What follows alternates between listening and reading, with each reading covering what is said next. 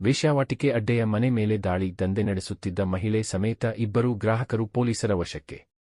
ಚಿಂತಾಮಣಿ ನಗರದ ಬೆಂಗಳೂರು ಜೋಡಿ ರಸ್ತೆಯಲ್ಲಿರುವ ಕನ್ನಂಪಲ್ಲಿಯಲ್ಲಿ ಕಾನೂನು ಬಾಹಿರವಾಗಿ ನಡೆಸುತ್ತಿದ್ದ ವೇಶ್ಯಾವಾಟಿಕೆ ಅಡಗುದಾಣದ ಮೇಲೆ ಜಿಲ್ಲಾ ರಕ್ಷಣಾಧಿಕಾರಿಗಳ ಅಪರಾಧ ದಳದ ತಂಡ, ಚಿಂತಾಮಣಿ ಗ್ರಾಮಾಂತರ ಪೊಲೀಸ್ ಠಾಣೆಯ ಇನ್ಸ್ಪೆಕ್ಟರ್ ಮತ್ತು ಸಿಬ್ಬಂದಿ ದಾಳಿ ನಡೆಸಿ ವೇಶ್ಯಾವಾಟಿಕೆ ನಡೆಸುತ್ತಿದ್ದ ಮಹಿಳೆ, ಮತ್ತೊಬ್ಬ ಮಹಿಳೆ ಹಾಗೂ ಗ್ರಾಹಕನನ್ನು ಬಂಧಿಸಿರುವ ಘಟನೆ ನಡೆದಿದೆ. ಸಂಜೆ ಖಚಿತ ಮಾಹಿತಿ ಮೇರೆಗೆ ಜಿಲ್ಲಾ ರಕ್ಷಣಾಧಿಕಾರಿಗಳ ಅಪರಾಧ ದಳದ ತಂಡದ ಕೆಂಚಾರಲಹಳ್ಳಿ ಪಿಎಸ್ಐ ಶ್ಯಾಮಲಾ ಮತ್ತು ಮಹಿಳಾ ಮತ್ತು ಇತರೆ ಸಿಬ್ಬಂದಿ ಗ್ರಾಮಾಂತರ ಪೊಲೀಸ್ ಠಾಣೆಯ ಪೊಲೀಸ್ ಇನ್ಸ್ಪೆಕ್ಟರ್ ಶಿವರಾಜ್ ಎಸ್ ಹಾಗೂ ಸಿಬ್ಬಂದಿ ಪಂಚರೊಂದಿಗೆ ಕನ್ನಂಪಲ್ಲಿಯಿಂದ ಕಲ್ಲಹಳ್ಳಿಗೆ ಹೋಗುವ ರಸ್ತೆಯಲ್ಲಿರುವ ಮನೆಯ ಮೇಲೆ ದಾಳಿ ನಡೆಸಿದ್ದಾಗ ಮನೆಯನ್ನು ಪರಿಶೀಲಿಸಿದಾಗ ಮನೆಯೊಳಗೆ ವೇಶ್ಯಾವಾಟಿಕೆ ಚಟುವಟಿಕೆ ನಡೆಯುತ್ತಿರುವುದು ದೃಢಪಟ್ಟಿದೆ.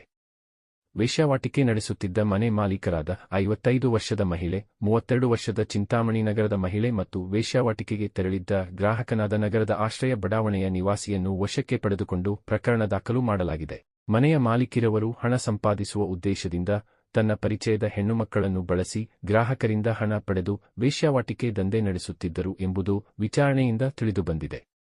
ದಾಳಿ ನಡೆದ ಸಂದರ್ಭದಲ್ಲಿ ಸ್ಥಳದಲ್ಲಿ 3 ಬಳಸದಿರುವ ಕಾಂಡೋಮ್ ಪ್ಯಾಕೆಟ್ಗಳು ಹಾಗೂ ನಗದು ಹಣವನ್ನು ವಶಪಡಿಸಿಕೊಳ್ಳಲಾಗಿದೆ.